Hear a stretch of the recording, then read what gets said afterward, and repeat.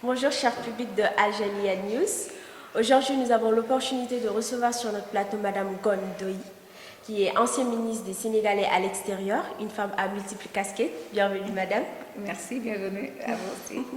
Alors sans plus tarder, nous allons lui laisser la parole pour qu'elle puisse se présenter parce que nous avons hâte d'en savoir sur elle. Elle a été maire, sénateur, présidente de l'Afrique subsaharienne. Donc c'est une femme vraiment à multiples casquettes comme je l'ai dit. Leader parmi les femmes, une femme parmi les femmes comme on aime bien le dire.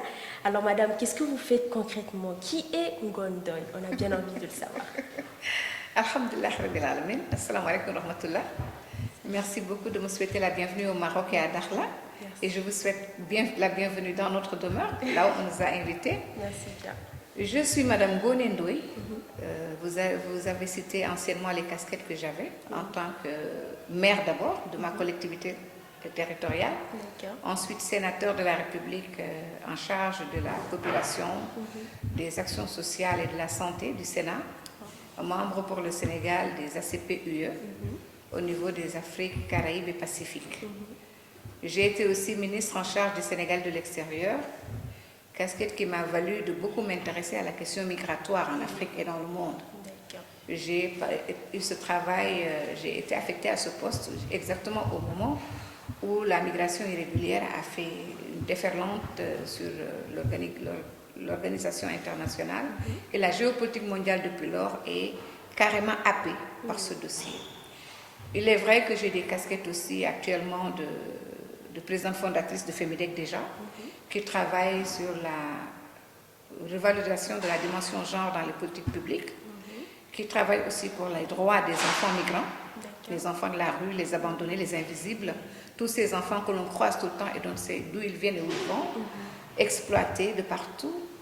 Mais je suis aussi présidente Afrique subsaharienne du CIF, qui est le Conseil international des femmes entrepreneurs. Et là, sur les 48 pays, j'essaie un peu de faire le link entre les femmes entrepreneurs du Maghreb et celles de l'Afrique subsaharienne. Le Maroc, il entretient des relations avec plusieurs pays, de bonnes relations d'ailleurs je dirais, des relations avec plusieurs pays, notamment le Sénégal, des relations particulières si on peut le dire ainsi. On aimerait bien savoir quelles sont les origines de cette particularité dans les relations entre le Maroc et le Sénégal et quels en sont les avantages. C'est d'abord, je pense qu'à l'origine, c'est surtout les chefs d'État qui gouvernaient en ce moment-là, mais c'est aussi l'instruction et la religion. Beaucoup de Sénégalais viennent dans les universités marocaines, mais beaucoup de Marocains aussi sont dans nos universités, surtout en faculté de médecine. On le sait, Cheikhna Ahmed Tijani Chérif, originaire de Aïn Madi en Algérie, a fini ses jours ici au Maroc à Fès. Et la communauté Tijaniya du Sénégal entretient des rapports fabuleux parce que justement, Cheikh Ahmed Tijani Chérif a donné le relais à El Hadj Malick Sy, et pour cela, pour nous, c'est deux familles. C'est deux familles pour un seul idéal. Et voilà pourquoi, déjà à ma naissance, en 1964, il a été signé des rapports entre le Sénégal et le Maroc qui font que chaque Sénégalais qui veut quoi que ce soit de fructifier au Maroc ne demande pas, n'a pas de contrainte, il est comme un Marocain. Et que tous les Marocains qui sont au Sénégal et qui veulent y travailler auront les mêmes traitements que le Sénégalais qui le demande. C'est pourquoi si vous allez au Sénégal, il y a beaucoup d'entreprises marocaines assez fructueuses qui se développent très bien. Et au Maroc aussi, nous espérons la même chose. Vous êtes aussi beaucoup impliqué dans l'immigration. Et en ce sens, on aimerait que vous lanciez un petit mot ou un conseil à tous ces jeunes qui se mettent en danger juste parce qu'ils voient en l'extérieur l'Eldorado, ils prennent des risques, quitter leur pays, soit par la mer, soit dans des conditions vraiment qui sont pas très stables, parfois même sans papier, qui arrivent en Europe sans domicile fixe. Qu'est-ce que vous avez à dire à tous ces jeunes-là qui se mettent en danger? Moi, je vais juste parler comme Madame Ylva Johansson, qui est commissaire européenne en charge des relations intérieures, extérieures plutôt. Cette dame dit toujours que la migration irrégulière ne peut être arrêtée que depuis les pays d'origine. Vous le savez, quelqu'un qui ne travaille pas et qui a économiquement besoin de s'épanouir, il va vers ou sans l'argent et la richesse. Ce qu'il faut, c'est travailler avec les pays d'origine, travailler avec les pays d'où viennent ces jeunes-là, pour créer une activité lucrative. ouvrir des fabriques, ouvrir des sociétés pour permettre à ces jeunes de s'implémenter dans leur territoire d'origine. Maintenant, cela ne veut pas dire que nous les excusons d'aller se suicider dans l'océan. On ne les excuse pas d'aller se suicider sur le désert, mais nous essayons et nous leur parlons, nous les sensibilisons en leur faisant comprendre qu'ils sont l'avenir, pas seulement du monde, mais du continent.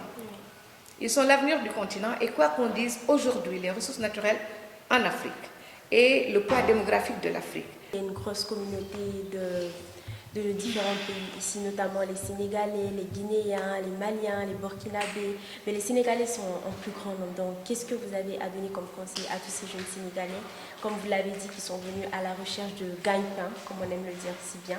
Qu'est-ce que vous avez à leur prodiguer comme conseil? Bon, je vais quand même faire la différence. Il y a des étudiants qui sont venus étudier, aussi bien que le Sénégal aussi accueille des étudiants. Il y a aussi des personnes qui sont venues chercher du savoir autrement que dans l'éducation. Mais il y a bien entendu ceux qui veulent franchir la barrière pour aller de l'autre côté. Moi, ce que je puis dire, c'est que la vie n'est pas une aventure. La vie est une action importante et c'est le bon vouloir du bon Dieu que d'être un être humain valide et capable. Que donc, il faut réfléchir à ce que l'on veut faire. Je pense qu'il n'y a pas de lieu de se suicider. Mais il n'y a pas non plus le lieu de ne pas chercher ailleurs ce qui est meilleur. Je leur donne d'abord un regard de mère qui les comprend, qui vit avec eux les mêmes difficultés et qui me bat régulièrement pour qu'on ait des réponses. Aujourd'hui, l'Union européenne a mis à disposition des pays africains, en tout cas du Sénégal que je connais mieux, une très bonne masse d'argent pour permettre aux jeunes d'ouvrir leur propre activité. Et ce sont des subventions, ce ne sont pas des dons. Ça, c'est le fruit d'un combat que nous avons mené pour montrer que ces jeunes avaient droit à cela. Et je souhaite que nos jeunes ne pas rentrent chez nous, mais choisissent le meilleur pour ne pas perdre ce qu'ils sont venus chercher.